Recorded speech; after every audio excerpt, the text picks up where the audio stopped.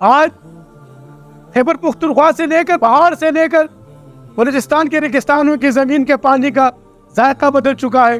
آج وہ زمین جہاں پر سیلاب آئے تھے وہاں پر فصلیں تباہ ہو چکی ہیں, وہاں کے بچے بوڑھے جوان, وہاں کی جو زندگی اپاہج ہو چکی ہے. برادران اسلام, اسی طریقے سے یہ موسم کی تبدیلی یہ فطری تبدیلی نہیں ہے.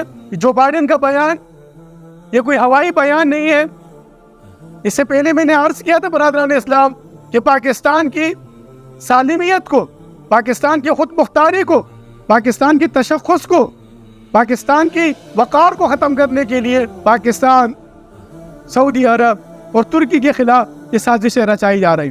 جو بائیڈن کا بیان بھی اسی چیز کی ایک کڑی ہے کہ پاکستان کے اندر مذہبی رنگ دے کر, مذہب کا لبادہ اڑا کر پاکستان کے اندر خون ریزی دوبارہ کی جائے گی جس سے پہلے خون ریزی کی گئی تھی. لہٰذا حکومتوں سے اپیل ہے میری کہ خدا را ایک دوسرے کو سیاسی بیان بازی کے نکل کر, ایک دوسرے کے خلاف سیاسی مورا کشتی سے نکل کر خدا را عوامی مفاد کے لیے سوچے, عوامی پالیسیز بنائی جائے, عوام کو اس دلدل سے ایک مرتبہ پھر جو جکیڑا جا رہا ہے اس کے اندر.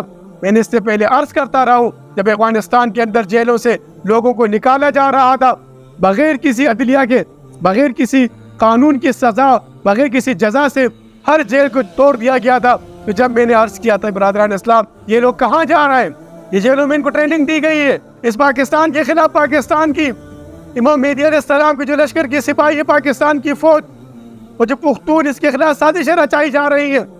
خدا را ان سازشوں سے نجات دلانے کے لیے آئیے قرآن کی طرف.